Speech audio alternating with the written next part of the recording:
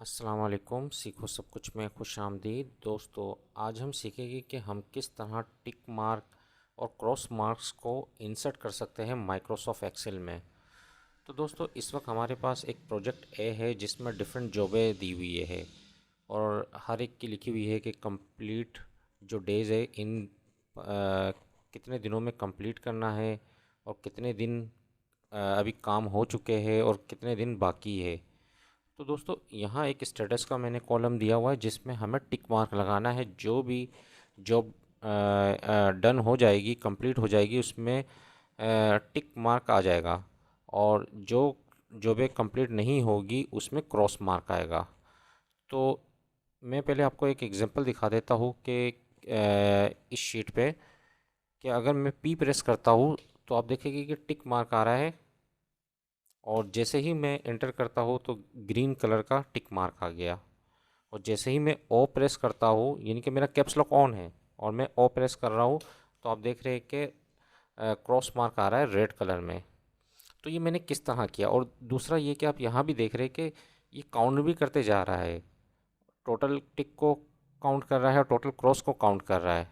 मैं यहाँ P press कर देता हूँ तो आप देखिए कि जैसे ही मैं एंटर करूँगा तो एक टिक मार्क आ गया और वो ग्रीन कलर का हो गया।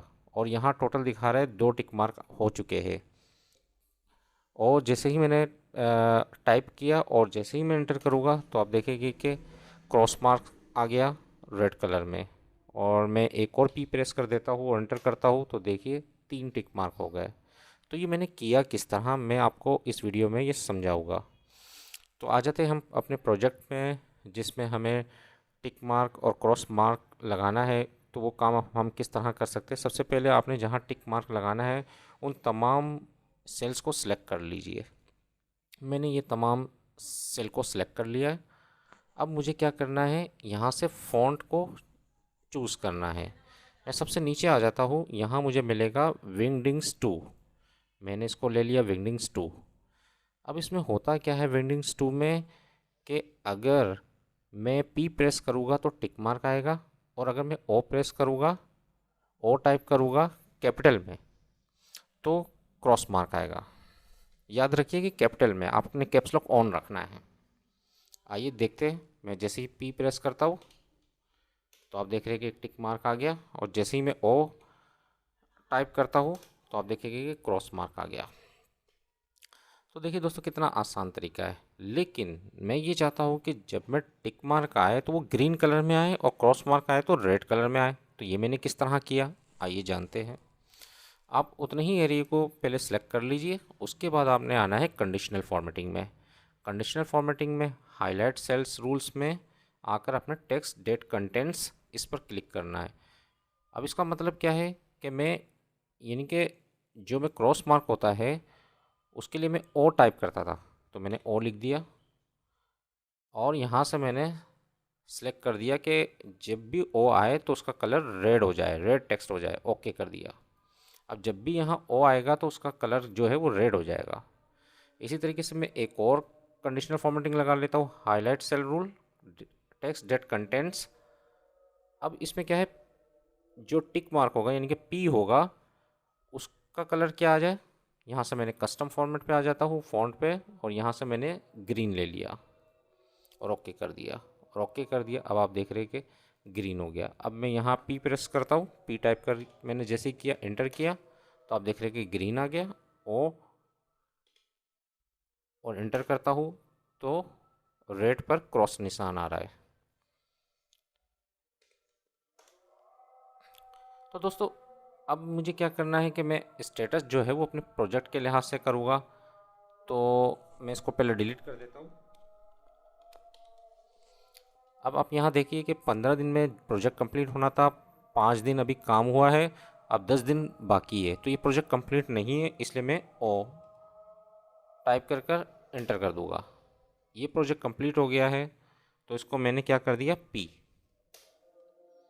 ये प्रोजेक्ट भी क्या है, इनकम्प्लीट है, तो मैं इसमें ओ टाइप करूँगा और एंटर कर दूंगा। ये कंप्लीट है, पी, इंटर। ये इनकम्प्लीट है, ओ, इंटर। ये कंप्लीट है, पी, इंटर। ये इनकम्प्लीट है, ओ इंटर, ये कंप्लीट है, पी इंटर, और ये इनकम्प्लीट है, ओ इंटर, और ये कंप्लीट है, ये पी इंटर प्रेस कर दिया। तो देखिए दोस्तों कितनी आसानी से मैंने ये काम कर लिया। अब मुझे टोटल जॉब्स डन, कितनी जॉबें डन हुई है मालूम करना है, और टोटल जॉब रिमेनिंग कितनी जॉब बाकी है इसके बारे में जानना है। तो इसके लिए हम क्या करेंगे, काउंट इफ का फार्मूला लगाएंगे। तो आप सबसे पहले इक्वल टू टाइप करें, काउंट इफ,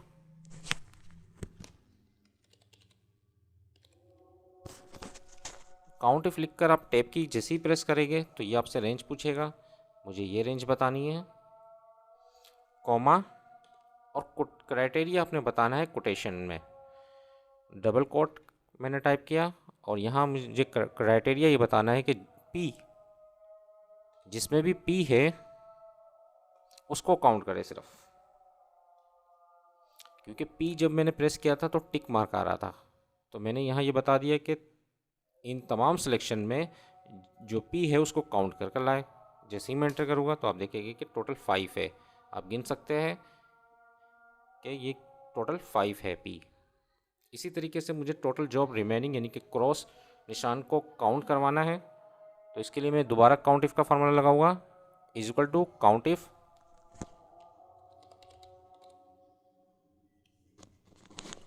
टैब की प्रेस करें, उसके बाद आपने रेंज बताना है, कॉमा, और डबल कोट पे आपने टाइप करना है ओ, क्रॉस के लिए आपने ओ टाइप करते थे इसलिए मैंने ओ टाइप किया और ब्रैकेट को क्लोज करके एंटर कर दिया। तो आप देखें कि टोटल 5 जॉब जो है वो इनकम्प्लीट है। मैं इसको सेंटर कर देता हूँ। तो इस तरीके से आप ये काम कर सकते हैं। तो दोस्तों आज हमने जाना कि किस तरह हम टिक मार्क और क्रॉस मार्क को इंसर्ट करवा सकते हैं माइक्रोसॉफ्ट एक्सेल में। तो दोस्तों उम्मीद है कि वीडियो आपको बहुत पसंद आई होगी। लाइक और सब्सक्राइब करना मत भूलिएगा। दोस्तों आप मेरे चैनल को सब्सक्राइब ज़रूर कीजिए ताकि कोई भी नई वीडियो आए तो उसका नोटिफिकेशन आपको मिलता रहे। Thanks for watching. अल्लाह हाफिज़।